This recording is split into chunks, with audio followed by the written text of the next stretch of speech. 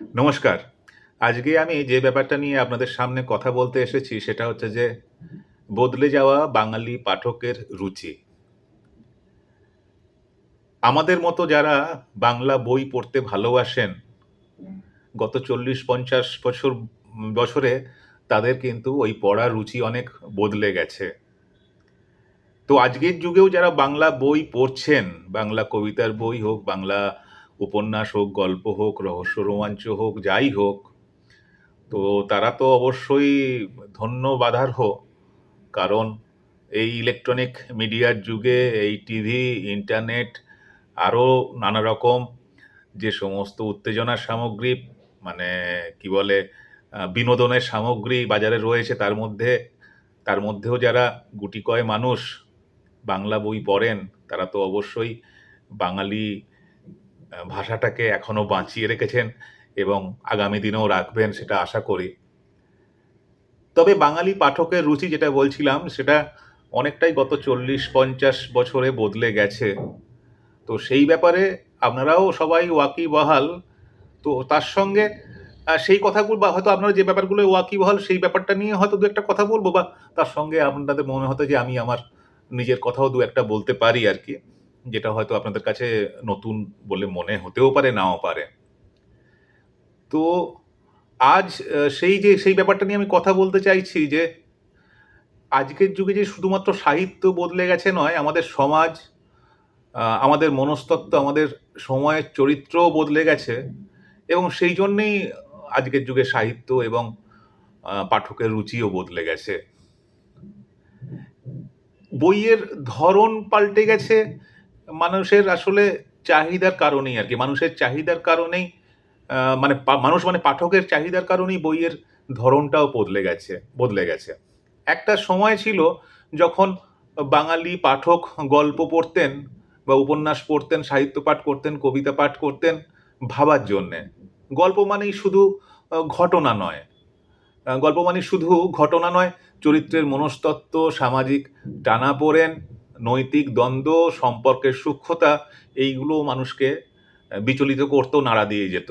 একটা গল্পে হয়তো বড় কোনো নাটকীয় ঘটনা ঘটতো না, তবু পাঠক মুগ্ধ থাকতেন। কারণ গল্প শেষ হলেও ভেতরে একটা চিন্তা, তার পাঠকের ভেতরে মনের মধ্যে একটা চিন্তা চলতো। পাঠ ছিল, মানে সাহিত্য পাঠ, বাংলা গল্প পাঠ বা সাহিত্য পাঠ, উপন্যাস যাই বলুন না কেন, একটা ছিল মানসিক যাত্রা। আজকের ছবিটা কিন্তু অনেকটাই বদলে গেছে। এখন যে ধরনের গল্প পাঠকরা পছন্দ করেন এবং সেই হিসাবে লেখকরাও লিখে চলেছেন, সেখানে ব্যাপারটা হচ্ছে যে গল্পটা কতটা গভীর ততটা মানে আ প্রাধান্য পায় না। গল্পটা কতটা উত্তেজক সেটাই হচ্ছে যে প্রাধান্য পায়। যেমন গল্প খুললে যে গল্পগুলো চলে বেশি আরকি, মানে যেগুলো কাটতি বেশি, যা হয়তো শুনতে খারাপ লাগবে। মানে যে আ পাঠকের রুচি অনুযায়ী যে ধরনের গল্প আজকালকার যুগে লেখকরা লিখছেন এবং বেশি চলছেও বাজারে, সেগুলোতে মানে ১ টা ২ টো খুনেতেও যেন অ সন্তুষ্টি হচ্ছে না। না পাঠকের না লেখকের। এখন সিরিয়াল কিলার চাই। প্রতি অধ্যায়ে, যদি উপন্যাস হয়, প্রতি অধ্যায়ে টুইস্ট চাই। এমন গল্প চাই যেটা নিয়ে ওয়েব সিরিজ হতে পারে।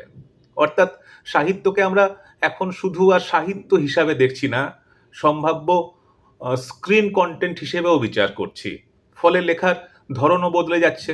ভাষা, মনস্তত্ত্ব, শৈলী, এগুলোর জায়গা নিচ্ছে প্লট, শক ভ্যালু আর দ্রুতগতির উত্তেজনা।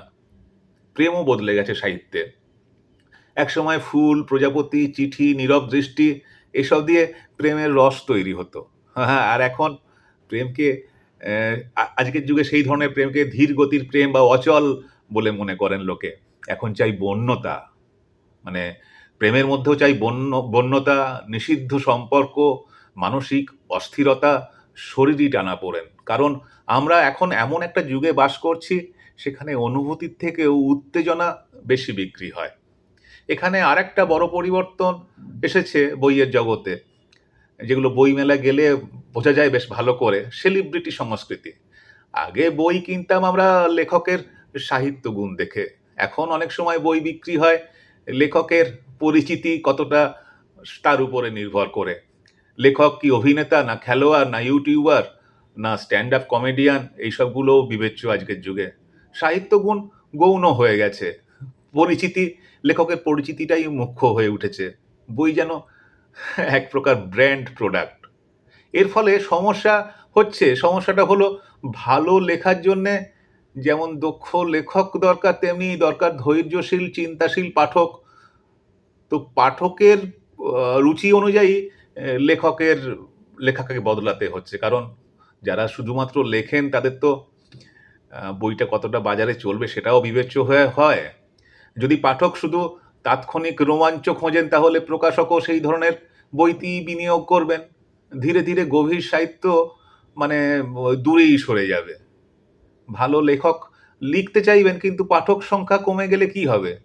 তাদের টিকে থাকা কঠিন হয়ে পড়বে। তবে এটাকে শুধু অবক্ষয় বললে ভুল হবে। এটা আমাদের সময়ের চাহিদা, সময়ের গতি। জীবন দ্রুত হয়ে গেছে, এখন মনঃসংযোগ কম, চারপাশে ভিজুয়াল কন্টেন্টের বন্যা। বই এখন সিনেমা, সিরিজ, রিল সবকিছুর সঙ্গে প্রতিযোগিতায় নামতে হয়েছে বইকে। তাই সাহিত্য উত্তেজনার ভাষা শিখেছে। তবে একটা কথা বলে শেষ করব, ইতিহাস কখনোই ইতিহাসে গভীর সাহিত্য কখনো হারিয়ে যায়নি বা যাবেও না। তার পাঠক হয়তো কমে যাবে, কিন্তু তবু তারা থেকে যাবে। কারণ মানুষ শেষ পর্যন্ত শুধু উত্তেজনা খোঁজে না, জীবনের মানেও খোঁজে। যখন শব্দের ভেতরে নিজেকে যখন শব্দের ভেতরে নিজের জীবনকে খুঁজে পাওয়ার প্রয়োজন হবে, তখনই আবার সেই সাহিত্যের জগতে তাকে ফিরে আসতেই হবে। নমস্কার।